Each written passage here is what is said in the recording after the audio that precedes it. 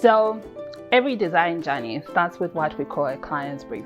In this case, it will be a conversation that you're having with yourself, or you're having with your partner or your friends who are basically helping you design and style your home. But before we can design and style a space, we basically have to look at what is our style. Most of the times, my clients will come to me and they say, I want my house to look nice. Well, that's the goal for all of us. But then it's very hard to pin down what nice is. So basically, we start to look at how do I bring all these things together in a sense that we'll call it my style.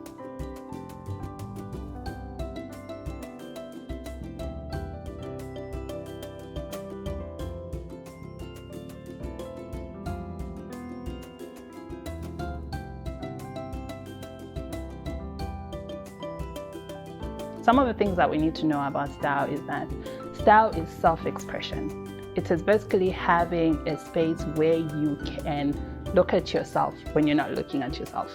You're looking at the spaces that you have curated all by yourself, and you're seeing it and how they all make sense to you. Style is very individualistic. Most times people will come and say, I like that thing that you did for Mrs. So-and-so, and I want the same exact thing. But something that we never take into consideration is sometimes when someone looks nice, it's because there's a challenge. There are people who know how to wear white shirts, and there are people who just can never pull them off. It doesn't mean that we can't get our inspiration from that. It just means that we know what looks good and we can replicate it based on the type of individuals that we are. And spaces are different. The way my home is very different from the way your home is. So when you look at it from that perspective and say, this is my individual home, how can I then make it something that influences who I am and people can easily see and tell that this is me? Style is timeless. And I know that sometimes you can sit and you can argue and you're thinking, no, I want the most modern things or the trendy things. Style doesn't go with what's happening now, what's trending. Style goes with what fully identifies with your soul. So when you put it in your space, you know why it's there. Get something that truly means something to you. You will know that it will transcend through time. Style is comfortable. So many times we look at other people and we'll be like, oh my God, they look so nice in high-heeled shoes. I personally can't wear high-heeled shoes for a very long time to save my life, to be honest. But then I can appreciate that it looks really good on someone else. But then I can come back and say what looks nice on me based on the level of comfort that I have and just basically on my lifestyle. So when you put this all together, then you are able to start telling what style am I drawn to. When you look at that, you start asking and saying, if this is the style that I like, where exactly can I come and pin it down? And this is where we start looking at sources of inspiration for our style.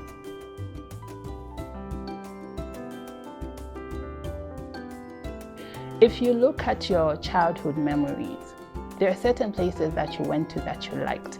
That sort of made you feel like, this is how I want to live when I grow up. I had an aunt like that we used to constantly visit with my mom. Her house was very well put together. There was space for dining and eating. They had a TV room. The sofas were very comfortable. And also, like, every time they brought the food out, it was just like money, to be honest. And all the time I used to tell myself, when I design a space, that is mine. That is how I want my house to feel like. Other places where you can find inspiration is the magazines that we read or books that we read.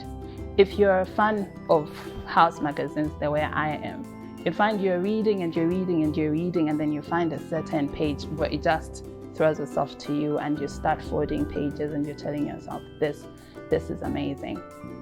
Another place that you can find inspiration, to be honest, is just the interiors that we visit. Cafes. I like cake, so I'm constantly going to explore different cafes.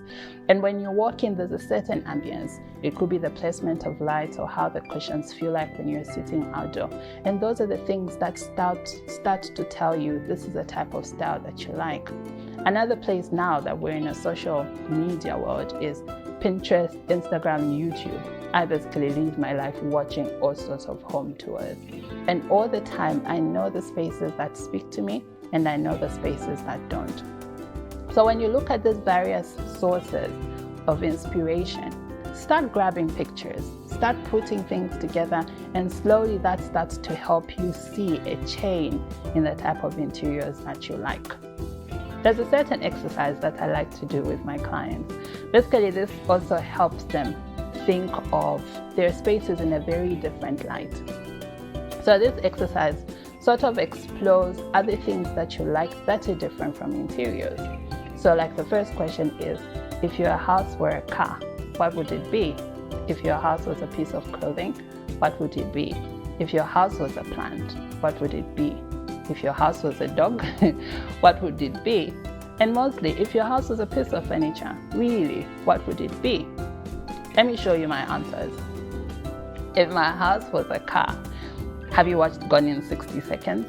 Elano, the Ford Mustang. Oh my God, that is a car I would have. It's timeless.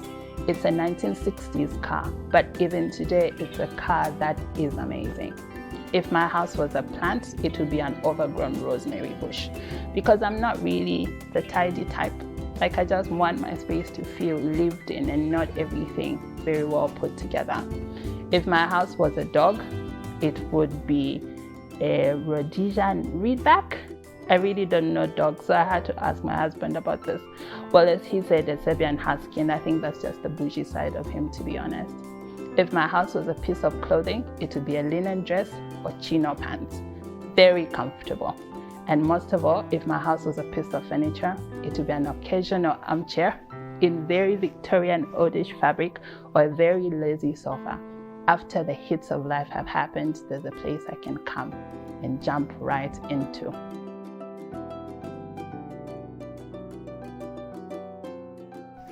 So I'd like you to take this exercise, sit with a piece of paper and answer these questions.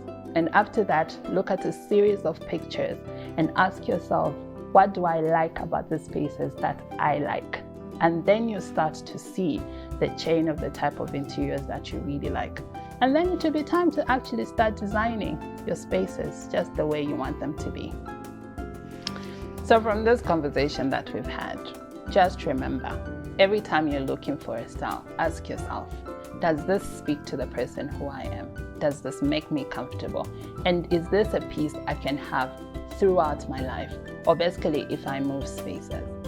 And if there's one thing that you should remember is that when you're defining your style, you're defining you.